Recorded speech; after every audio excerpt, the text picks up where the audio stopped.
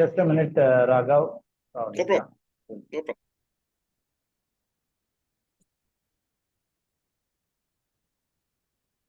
problem. Exit avunuma sir.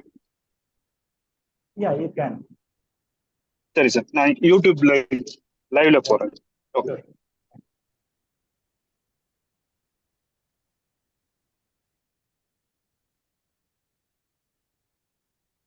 Good morning, subscribers. Day before yesterday, Prakla Wealth crossed a milestone of 700 crores in AEM. And thanks to all of you, all of our investors for the trust shown on us. Today, we have Mr. Raghav Iyengar, Chief Business Officer of Axis Mutual Fund, one of the largest mutual funds in the country. Raghav is a chartered accountant with more than 29 years of experience in the financial industry. He joined Axis Mutual Fund in 2019 as President and Chief Business Officer. He is responsible for sales, services, digital, and marketing. Before joining Axis AMC, he was associated with India Bulls AMC as CEO. Prior to that, he had also worked with companies like ICICI Pru Mutual Fund, Tata Mutual Fund, and DSP Mutual Fund. I know Raghav from ICICI days, and he is very energetic and enthusiastic. That's why probably there are other people from Axis Mutual Fund, but I preferred Raghav for his energy and enthusiasm.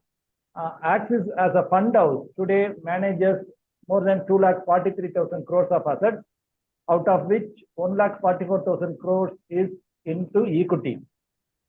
And welcome, Raghav. Thank you, sir. Thank you so much. Yeah. And hearty congratulations on the 700 achievement. The way you're going, and I'm sure with the support of your investors, the good things you're doing for them, I won't be surprised if you add a zero to that number you mentioned very soon.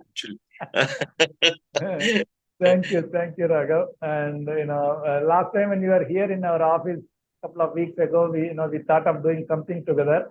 Yes. Probably I got an opportunity through your NFO now that has materialized, and I'm glad to have you on our channel, and your insights will immensely help our subscribers. There is no doubt about it, because one of the largest AMCs in the country. And just to start with, tell us about the current happenings in Axis AMC. There were some changes on the top level, but things are going as usual. Just for the knowledge of the subscribers and investors, give us an update about Axis AMC. I think, sir, a big structural change took place, sir, in February of 2023. Typically in Axis, we were fortunate to have a very senior investment professional in the form of Chandresh Nigam. He joined us as the CIO in 2009-10 when the AMC started. And then in 2013, he became the CEO. And then he has been CEO for 10 years. What the board decided to do was split the function and get a full-time CIO and of course have a full-time CEO who's focusing completely on the business. So we moved. Chandresh, after almost a 14-year stint, decided to step off. His contract matured in the end of April, and after that, we've got Mr. Gopkumar Bhaskaran, who has come from internally within the group itself. He was MD and CEO of Axis Securities, which is a very large retail distribution and digital franchising. They in fact also, like you, sir, they also advise a lot of customers more on the equity side, but they also have a very formidable equity AUM. We are also able to get in two very senior professionals from Credit Suisse. Credit Suisse is the largest, one of the top 5 global banks in the world. And last year they had some troubles, and because of that, the company went through some restructuring. So in that process, Axis Group was able to get 2 senior people. One of them is Ashish Gupta, who has been in the industry as head of research for more than 20-25 years. He sits on various government panels. He sits on the board of SIDBI, for example.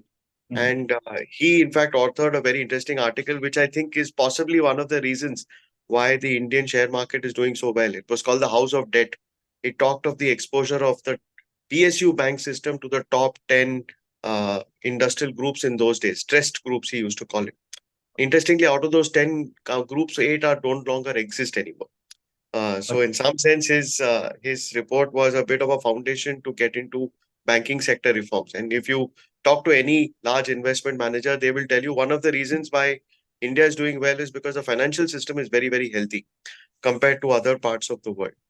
We also got in, as part of our acquisition, we acquired Citibank retail business. I'm saying Axis Bank, and a very senior person from there who was their chief risk officer for the bank actually joined us as our CRO, Shatatru Chakravarti. We've gotten a new CFO from HDFC. So I think there's a lot of changes in that sense for the positive. I think, but more importantly, from the investment side, Axis has always been known as a quality and growth focused franchise. Mhm. Uh, so if I were to, and you know what has happened in the last 3, 4 years because interest rates have gone up, growth stocks tend to not do very well when interest rates go up. And they've gone very sharply up in the sense like if you go and look at Europe, for example, they're up 20 times. In the US, it's up 10 times. And we decided to have a multi-strategy approach. So towards that process, we have increased our fund management team from 4 members to about 9 members today. We have also got 2 dedicated people to look at hybrid funds, which I think is a very big opportunity for Axis Mutual Fund specifically, because we deal with investors across the length and breadth of the country. Mhm. And I think my personal feeling is that anyone who is coming to mutual funds for the first time should ideally come in through the hybrid route. It is a nice risk-adjusted way of getting returns. But instead of going directly, that is the benefit of having hindsight of experience. That in 99, 2000, a lot of investors, first-time investors got into, if you remember, sir, technology funds. Mhm. And they were very high risk, high return investments. But investors didn't understand that because they were just focused on the backward return. And of course, unfortunately, when that bubble burst, it created a lot of, a lot of wealth got eroded because of that. So I think hybrids is another big area we are focusing on.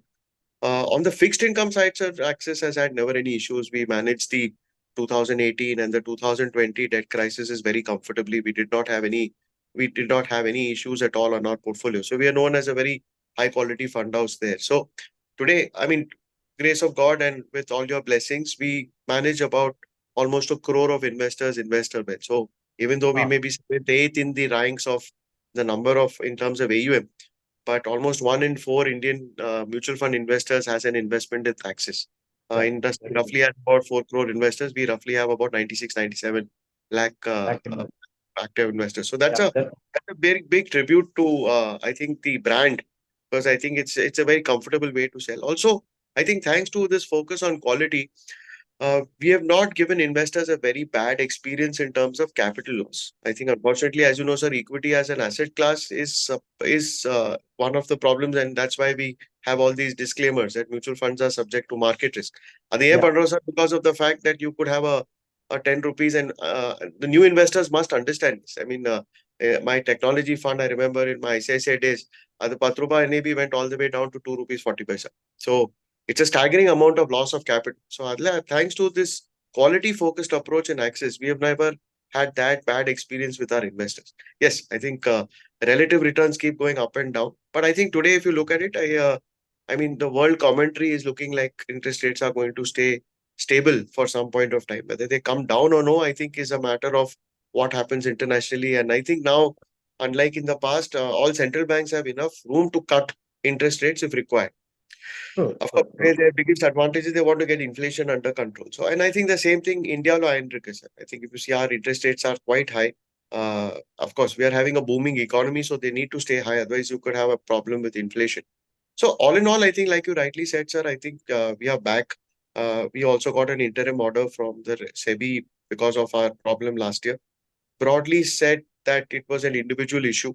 It happened unfortunately because of a work from home situation, which was a very unique situation.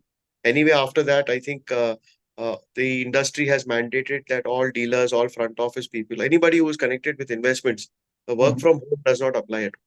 Oh, So okay. you can have multiple dealing rooms, like we have what is called a BCP dealing room in Bombay suburbs, just in case something happens to our main dealing room. That's like a backup plan that is there for our investment.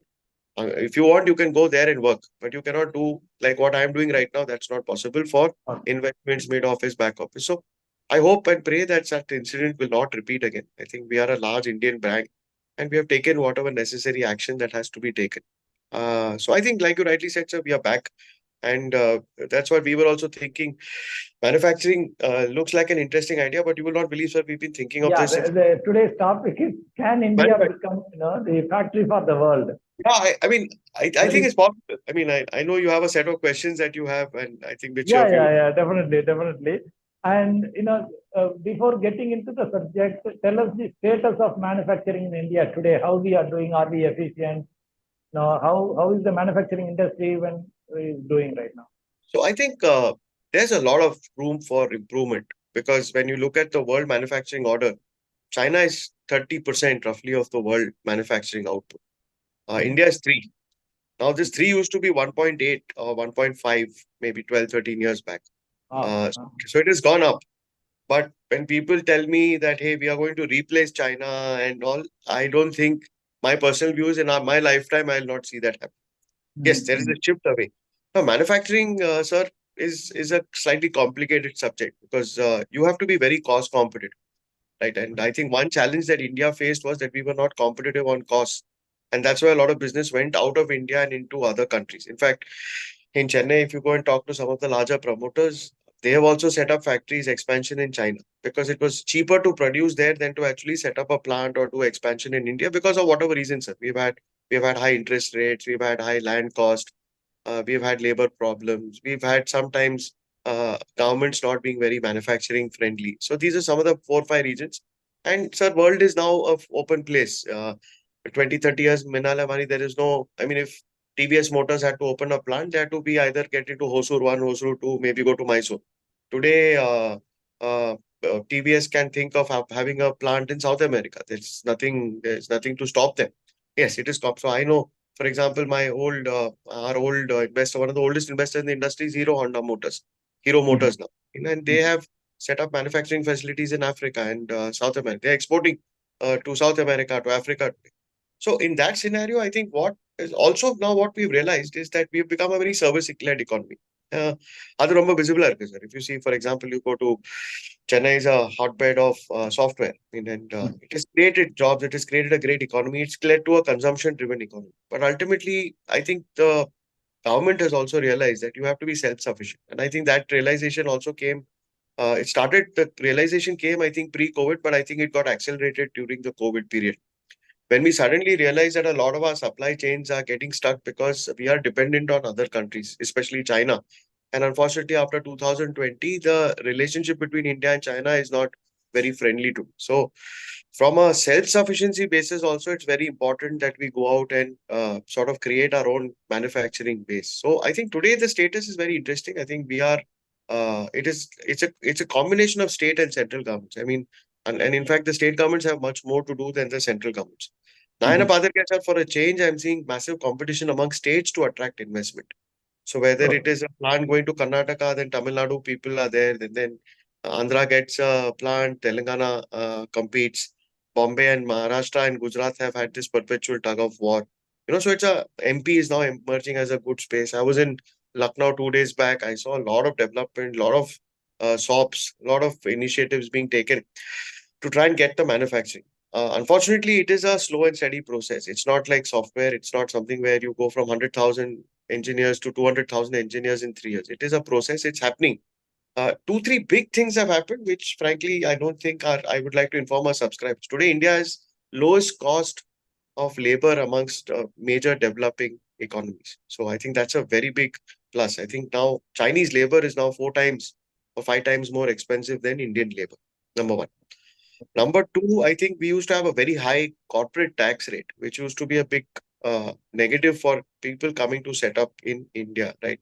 Today, I think we have amongst the most competitive tax rates in amongst all emerging markets. If you set up a new plant or a new company pays tax of 15% plus some surcharge, and even an existing company pays 20-25% plus some surcharge. So it's very, very positive because now ability in the past I have seen government having tax rates of even 40% and higher. I mhm. hope I hope that process happens to us as individuals and to our subscribers. Our tax rates have actually gone up. So corporate tax have actually gone down and our tax rates have gone up. I'm praying and hoping someday when the government feels it's the right time, they will take Yeah. necessary. And So, lastly, sir, very importantly, interest rates have been very stable. I think that's a big thing because many of your subscribers may not realize, but you and I have seen interest rates, Government of India bonds being sold at 14%, Yeah. you know, Tata Steel bonds being sold at 18%. I mean, when you're paying that kind of interest rate, very difficult to make competitive money over a long period of time. Maybe you may do it 1 or 2 years. So today, if you see, and that's a typical sign of a growing economy that you will have once the economy starts getting into a certain size, interest rates come down and they stay down. More importantly, it's not something which just comes down and goes up. So I believe at some point of time, rates people labor. And of course, I think, like I said, this whole fight and competitiveness among states to sort of give initiatives, incentives, make life easy is there. And I think it is there now, and it is now getting visible in some parts of the manufacturing economy. We are competitive in some parts, but some many parts we are not yet very much there. So Not let's yet say for competitive. So, auto yeah, components, for example, we are very competitive. We have auto been for the last 10 years, we're getting more and more competitive. Electronic manufacturing, again, we are getting very, very competitive. Okay. Uh, but there are some parts, like I think even today, when you look at textiles, for example, I think we have some distance to go with respect to, say, someone like a Bangladesh or a Vietnam, or let's say if you talk about shoe manufacturing, we are not that competitive like some of the other countries. So maybe textiles, shoes, but the government is focusing. They know that there is a problem there, so they are trying their best to try and PLI initiatives, Atmanirbhar, self-indigenization, getting more support from banks to SMEs and startups. These are all some small things that is being done to improve the manufacturing conditions. So, also, sir, very importantly, if we are lucky to be having the demographics that we had to. I mean, when you and I used to study in college, one of the problem statements was that India has a very large population, and that is actually a big risk to us. Yeah. Today, it's a reverse. Today 60% of our population is in that working age group. Okay. And in the next 5 to 7 years, looking at the way the world is aging, China one policy, Europe is aging, Japan is already old. US is the only country that keeps seeing young because they attract very highly qualified people and they have a good, robust population policy. 1 in 5 Indians will actually be in the working class of the world in 2030. 1 out of every 5 people will be an Indian. That's a big thing. So we need manufacturing also to keep. It's a good thing to have people willing to work, but you must also have the ability to employ them. And hence, we need a very important manufacturing base. And I think I'm glad the various people in charge of policy have seen it and are taking very quick steps to rectify, move, and do it there. True. So, I mean, going back a little bit, can India compete with China? China is a world leader in manufacturing. I mean, but we are seeing that India is attracting a lot of companies, a lot of people in the manufacturing space. So you told from 1.5% we have gone to 3% now, approximately. We have doubled, Yes. 100% growth. So will there be any difficulty on that front for India? See, I don't think, sir, you can replace China. If the thought process is that India will replace China, I think that's a fictitious statement. That's a very far-fetched statement. I don't see that happening in the next 25, 30 years. Can it happen over the next, say, 100 years? Yes, because then you have all kinds of other things that come up. But there are certain components where India is already beating China. So Okay. there is the China plus one policy. So any new Apple phone that gets manufactured, there's a 50% chance that is getting manufactured in India, right? Mhm. If you're looking at new car propulsion system, but there are certain things like, let's say, for example, so solar, I think China is way ahead of India in manufacturing of those things. Now, good thing is that in the past we would beat ourselves up and say we can't do, we don't know. I think in the current scheme of things, there's a competitive environment created that if they can do it, we can also do. So I'm saying in some parts of the manufacturing process, chemicals, for example, we are world leaders, and that the stock market is also realizing. It takes time also for markets to realize because these are companies which have not done anything for the last 20 years, and then they are able to modernize themselves. They're able to attract some capital. They're able to attract some good processes, and suddenly over 3, 4, 5, 6, 8 quarters, if you see, of course, now chemicals as a sector is corrected a bit, but I'm saying today these are small things that where we have already, in some sense, replaced China. In But certain areas, it's an area. we are already. Certain areas, yeah.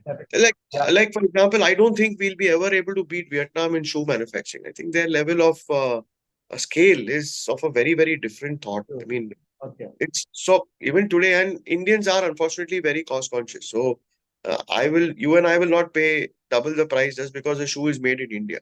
Yeah, yeah. If made in Vietnam, we're happy to do it.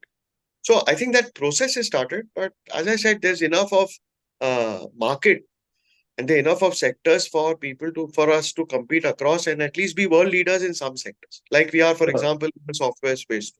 Hmm. True. So, and one more thing, one of the other items that might be helping us, sometime now is this China plus one. People want to have, one more country Yeah, rather than depending 100% on China for manufacturing. yeah. So I think in fact, that's an interesting data point you showed me because our chief economist was in the US last month. So, and he keeps visiting because US is obviously the biggest financial market. So obviously, they are the largest market for financial services. Capital wise, I mean, they are the ones who come in. So he's saying in the last 1 year, I think big change he noticed in Washington specifically. 1.5 years back, companies were lobbying with their elected representatives to try and retain their hold in China because obviously the relationship between US and China has also got a bit distant now. Today, they are actually role is reversed. They want to find a way how they can exit China comfortably without too many, and they will not be able to exit. Let me be clear, because their manufacturing base and the level of Chinese infrastructure is very different. So I think today at some stage, that that that move is happening. It's also unfortunately happened because of the way the Chinese government handled the whole COVID situation. I think they took a very tough stand. I mean, wherever there was in a couple of cases, lockdowns, and I think that led to a lot of breakdown in the supply chain. Mhm. So you had a situation where the rest of the world was okay in terms of, and they needed goods consumption, etc., etc. And you had a situation where the largest supplier of goods was actually having a lot of issues in supplying it, both in terms of port, ships, factories, everything. So, and unfortunately, we are a just-in-time economy, sir. Unlike 30, 40 years back, where we will stock for 3 months, 6 months, 1 year. I think to reduce our and improve our margins, we've got it to this just-in-time, and it was working very well. I mean, let's Yeah, be clear about it. It worked very well. The supply chain was becoming more and more efficient. But COVID was an unprecedented event. Nobody expected it to have the kind of impact it did, and especially in a place like China, right? Because the way they handled it and the way, let's say, the rest of the world handled it was very different. And I'm sure they had their reasons for it, which I don't know about. But that has led to also an acceleration in the China plus one, that you cannot be over dependent on a particular place, right? I do agree. Yeah, yeah. And coming back to the investment part of manufacturing, why do you think that manufacturing theme makes sense? See, I think the most important thing, sir, is that if you look at the Nifty Manufacturing Index, and you look at the normal Nifty 500, which is basically a list of where most of the MF or any long only investor will try and choose a company from the top 500 company index, right? There's a very big difference in the constituency and the type of companies which are there. So just to give you a sense, we spoke about chemicals. Chemicals has a very small share, less than 1% in the Nifty 500. Mhm. Whereas in the Nifty Manufacturing Index, it's about 8 to 9%. Okay. The same thing is there, for example, in Autocomp. Autocomp has about 6-7% in the Nifty 50, for example, which is basically one or two companies, Tata Motors, Maruti. In the Nifty Manufacturing, it's as high as 27%. Now, I'm Wow. not saying Axis Manufacturing will go and put 27% over there. So, one is from a perspective, it gives you an access to a theme or a portfolio which you normally don't have in your existing portfolios. If you go and look at your client portfolio, sir, you will find a concentration of investments in banks and IT. This fund will not have or may not have too much money in those sectors at all. Today, because the index between banking and IT or financial services and IT is almost 45%. You will fund managers try and be closer to that space in the index. This is not required to be done. So there's a very differentiated approach from a different target portfolio. If you look at this current portfolio of, let's say, this fund and let's say any other flexi cap fund, because this Mhm. fund can do all. So it's like a flexi cap fund in manufacturing. I can buy small cap, mid cap, large cap. There are no constraints by offer document on that. And 80% of the portfolio has to be in that manufacturing index. 20% can be outside. But when you look at that, there's a very big difference. It's also a very under research sector of our market. And I think we have a good long-term theme coming here. Having said that, I think I want to make one thing very clear. This is a thematic fund. So ideally, you should have a reasonably long horizon of investment. Because as I said, manufacturing is not something that will, I mean, sometimes the market may recognize a stock faster and may not deliver, it will go up and down. So you have to give 5 year plus ideally for a horizon like this. It's also risky investment from a perspective that the level of diversification will be much lower than, let us say, a normal flexi cap fund. Because there, my fund manager's ability to do all these things, uh, whereas in the manufacturing, he is constrained by that number. Having said that, this fund has enough ability to do a lot of other things. Like it can invest across 11 sectors, across 66 odd industries. So it's not a narrow sector that I'm just, even though manufacturing looks very narrow, within manufacturing, from a variety where you get a lot of choice and you have a lot of ability to look for companies and, sort of and put it into the portfolio. Okay, how has been the returns in the past for this manufacturing index, It's actually had it's a bit of a, so last 3 years, of course, it's been like almost very well done because post-COVID, I think 18 to 20, I think if I were to break it up over the last 5 years, 5 year returns are looking very good. But if I look at calendar wise return, 18 was not a great year, 19 was not a great year, 20 was a bad year. 21, 22 have been very good years. 23 so far it has done well. So I think what's happened is obviously that COVID period and I think pre 2018, 19, I think companies were struggling with GST issues. Interest Yeah. costs were also a little high. I don't think the government had that kind of focus like they have today. And I must share one interesting statement, sir, because most people ask me this. You have an election, suppose there is a change. And, we are a democracy, right? Anything can happen here. But this is our best manufacturing era was actually in 2006 to 2010. And that was also our best GDP era. And if you remember at that point of time, you had a Congress government in power, which was actually being supported by the communist government. It was a minority government, if you remember. So logically, communists have been not, I won't say anti-manufacturing, but they have a different style. They're anti-capitalistic in that sense. Yeah, not pro-democratic. Yeah. But even in that period, manufacturing did really, really well. And that led to obviously GDP also doing very well. So I mean, it's not for me to comment on the political situation, but this is to my mind a decadal theme. This is not something that will. So sorry, you asked a very simple question. I gave you a long answer, Ritik Mele. As I said, the volatility in this space will be very high. Hence, I'm requesting you and our investors, potential investors, that please think of this as a 5 year plus horizon. Very good fun to start a SIP, actually, if you ask me today, because it will give you access to a set of industries which may not be there in quantity in maybe a very, very diversified equity fund. What are the types of industries that your manufacturing fund will focus generally? So we are looking at basically three themes, sir. I think an interesting theme we are looking at is net exports, which is nothing but net exports. So anything which contributes to our net exports. Today we are a net negative export economy. I think we are flat now because we import more than 80% of our energy consumption. Fuel essentially comes from there. And then, of course, we importing a lot. So anything that can be substituted, like just to give you a sense, from 2018, I remember mobile phones were in the top 3 list of items getting imported along with food. Today, we are in a situation where we are possibly exporting some of those phones.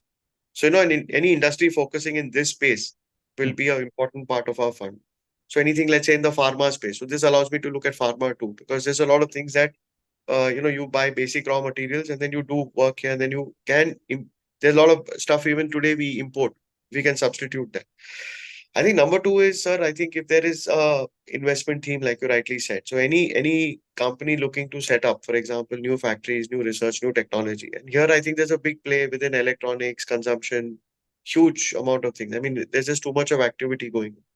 Lastly, of course, in broad, I mean, you will not be focusing on services industry, IT.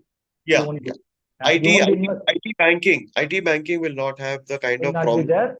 So manufacturing area will be all those automobile, probably automobile, chemical, electronics, defense, all those things will be there. Okay, good. And I think what we will not do is maybe do construction, because construction is also a service. But yeah, we can buy a cable company because that's technically manufacturing. Correct. So in some sense, this is all woven in together. So obviously, I think like you rightly said, I think the service sectors will get less prominence in this fund. Sure, sure. I mean, one of the, what are the key drivers, for this acceleration in manufacturing? Is there a government-induced something, or it's public-induced, or because of COVID, because of China? What do you think as the sudden acceleration in India? Because no one thought India will become a manufacturing hub, but all of a sudden, in the last 2, 3 years, we are seeing that. What is the Yeah. reason behind? Listen, you're absolutely right. There's a multiplicity of reasons are there. I think one is obviously the realization that if you want to grow GDP to 8-9%, which is the stated desire of the government, and hopefully thanks to that you will lift. There even today, many people living below the poverty line. I think it is our responsibility, both collectively and individually, to try to help those poor people come up. One easy way to do it is to just give them good, well-paying jobs so that they come into the formal economy. And I think that has happened a lot thanks to this whole JAM Trinity, which I'm talking about. So a lot of suddenly the informal has become the formal. We've been able to find and more importantly, deliver incentives over there. Number two, I think very clearly the I think it's also political because you have a situation today where the voter now understands the difference between a freebie and between the current and the future. I think if you go back 15, 20 years back, I think the voter was only concerned about the current. Mhm. What have you done for me in the last 3 months and what will you do for me maybe in the next 6 months? Today, I think the Indian voter, and I think that's thanks to education, democracy, media, I think we can put a lot of factors to it. It's people are asking, what are you doing? So are you building roads for me? Are factories coming? Are my children getting well educated, etc., etc. Long way to go because we are a very big country. But I'm very happy those questions are being happening. I think number three, the whole China effect, I think actually is spilled over to entire region. And it's not only India, I think many countries have benefited. Cambodia, Vietnam, even smaller countries like Bangladesh. It's just completely spread out because people have said that you cannot told saying, no, sir, don't put all your eggs in one basket. I think some sense that happened from the entire 80s, 90s, and to some extent, early parts of 2000, the first part of our new century. A lot of money went completely into China. So I think that whole COVID and that experience also gave some realization. I think we have an ability to go faster. That's my biggest thing because I think we have a window of opportunity. We should try to take advantage of it. So I think in that sense, manufacturing is also a very natural Yeah. thing that comes And to us. one of the government initiatives like the PLI might have also helped. Am I right? Yeah, yeah, yeah. So PRI, Atmanirbhar, industrial corridors, setting up of indigenization, trying to do import substitution. And these are earlier, sir, words. I mean, these words are not new to you and me. We have seen these words being thrown at us last 20, 25 years. I think for a change, a lot of those words are getting converted into action, both at a central as well as at a local level. And I think that's very important. Otherwise, you central government announces something, but local government is not conducive. The whole initiative will fizzle out, basically. So, which is not the case. Yeah, yeah. The one more question which comes to a common investor's mind is, why I should go into a thematic fund, or will it give me more returns? Whether when there are so many diversified equity funds, even from your table, you have a small cap fund, mid cap fund, all those things, multi cap fund, all those. Why should I choose a manufacturing fund? That is the question most of the subscribers have in mind. No, it's a very logical question, and I ask myself also that why are we doing it? One is I think, sir, like I said, a lot of the current scheme of things, not only in Axis, I think all over the mutual fund system, is largely focusing on services. If you say the stock market, so this gives you an access to something which you normally don't have investments to in your regular portfolios in the size that you want. I'm not saying automobiles is not there in a large cap or a multi cap. It is there.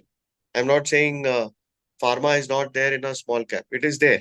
All right. But I think here your ability to allocate more is much more. Uh, is it risky? Yes, definitely. Like I said it is a thematic fund. So it will have more volatility definitely as compared to any of the other funds that you mentioned today. Right. Correct. But I think it's important to do this from a professional fund manager's perspective because manufacturing has all kinds of companies and ability to read balance sheets is more complicated in a manufacturing setup. For the normal layman investor, I mean, for someone like you, sir, it is not difficult for you to figure out if a company is doing well or no. Most of us in our individual investment capacity, buy into manufacturing because somebody told us to, or because some brand or some advertising campaign or something makes it look nice, or some article they've read somewhere. But just that is, to my mind, superficial in this thing. You have to be very deep. Hence, you need to get uh, this investment done through ideally a professional, high quality manager, right? And I think that's where Axis can play an important role in that decision, basically. Okay. Last thing, sir, yes, I think it's just complements your existing portfolio. That's important. So my advice is for first-time investors, if you really like the fund, don't put lump sum. Start with a SIP. But for someone who has been with mutual funds for the last 5 years, 10 years, who has experienced volatility, that's important because many investors cannot visualize volatility when you tell them. But when they experience it, others are very different experiences.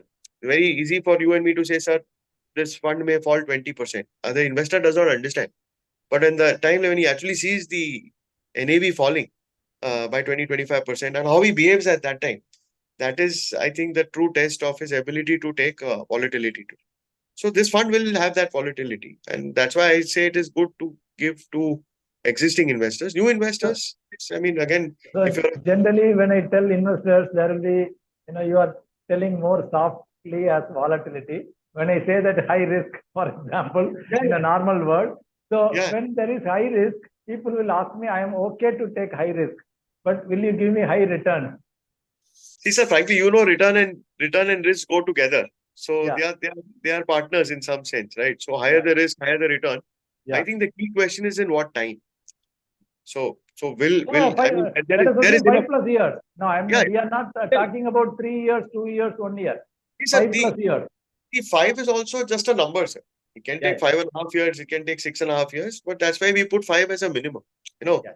so today there's a lot of debate, for example, about market valuations, right? Large cap, small cap, mid cap, and small cap has done really well. And I think small caps are great avenues to make long-term money. But yes, they are volatile. I mean, you have to have the ability to deal with it, which is why most people prefer to do small cap through a SIP because, but when you do it through an SIP also, over a period of time, you'll accumulate a corpus. Sure. And that corpus, are you able to think of a 50% reduction? Yeah. Uh, if you can, and and that's why, sir, somebody like you should tell them that, hey, it's your whatever X amount of money can become half. What will you do at that time? Just visualize it. Are you going to come running to me and say, redeem all the units? May not be the best decision. Then maybe this is not a good fund. Correct. So, Correct. we came up with this Socha Samjha risk campaign, which is basically nothing but saying that the investor has to come to someone like you to get an understanding of his or her risk ability. And that ability you marry to the scheme ability using the riskometer. Correct. So, Okay. like you rightly said, sir, this is the highest risk category. That doesn't mean that any investor who is only highest risk should come here. The part of the portfolio, like you said, which can be allocated to this in that highest risk category because you have time and you believe in the concept. And I think it's a good concept. That amount of money should be ideally allocated here. Okay. Okay. Sure. Understood. And in between you were mentioning that markets at a higher level or valuations are pretty good or whatever. So you are coming out with an NFO right now. So without much confidence that you can make money, you will not be coming with the NFO. That's my thought process. Absolutely. Absolutely. Yeah. So probably then you think that people can invest right now and make money in the next 3 or 5 years in this Yes. manufacturing fund. I think as my view, sir, is this fund is a 5 year plus investment. So somebody's got less than 5 years, please don't think about it right now. Okay. Because as you rightly pointed out, markets are not cheap anymore. Yeah. Having said that, they are not expensive too. We are not in the super expensive zone right now. Okay. We are somewhere in the moderate level right now, right? Okay. And a lot of things are coming right for us, which frankly the investment world is now realizing. For example, taxation now we are consistently hitting 1.5, 1.6, 1.7 lakh crores of GST every month. So whatever problems are there in the GST system, I'm sure it is there, but at least 90% of it has been done. A lot of things in terms of UPI, for example, in terms of handling credit is done.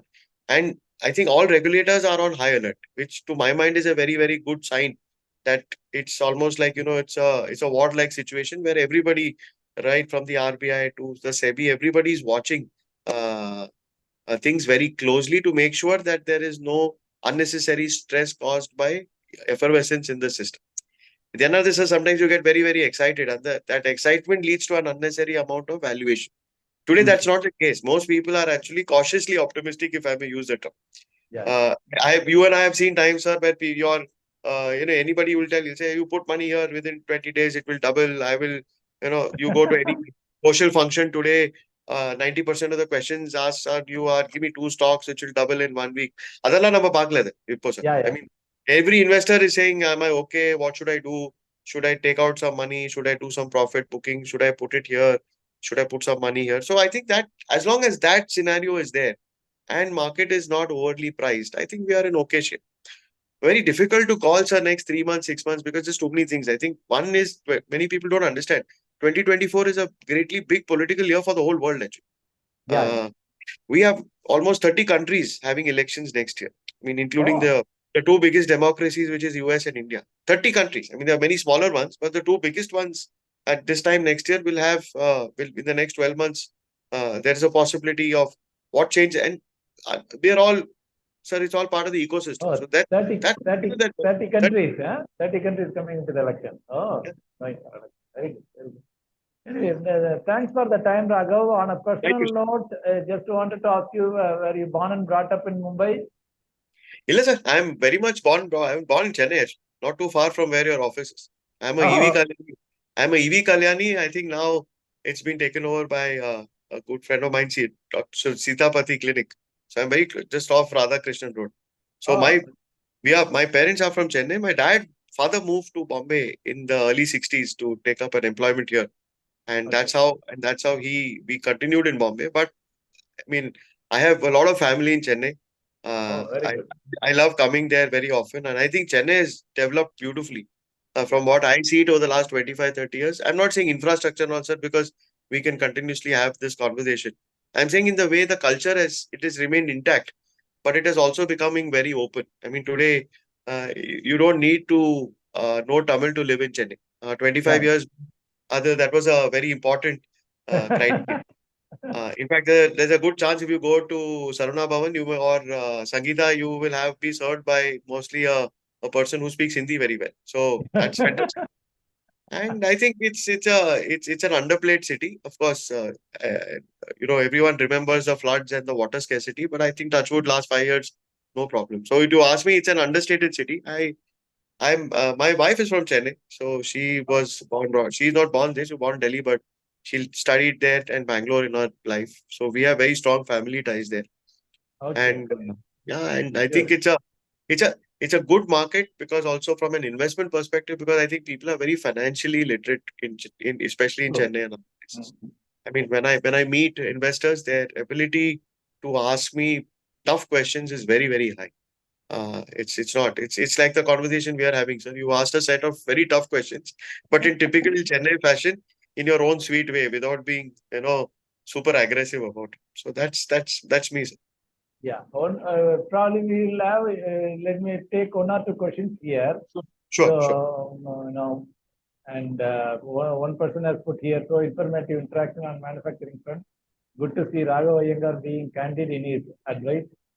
A rare gesture. Okay. Another person, Dinesh, is asking, is there a thumb rule to compare GDP to market capitalization of Sensex or Nifty? Not exactly. I think it's complicated because I'm see GDP is a very complicated number, sir. Simplified. I mean, GDP is nothing but consumption plus government expenditure plus investment plus net exports, basically, which is so that's broadly the formula. And each of these components, see, today also about 35% of our economy is informal. So uh, I think a lot of the GDP is not getting captured. So Yeah. my view personally is that GDP is actually a little higher than 7.6 than what it is today. Growth rate. Growth rate. What it does is it's very similar to, let's say, how you would look at a stock. If a stock does really well, which is a country's abilities is GDP, and the GDP does well, the growth rate is good. Obviously, then that tends to give more confidence to investors to sort of put money in. So in some sense, I would put it as the first rule book that if I was a FI looking at any other emerging market, GDP would be a very important denominator of one of my investment decisions. Okay.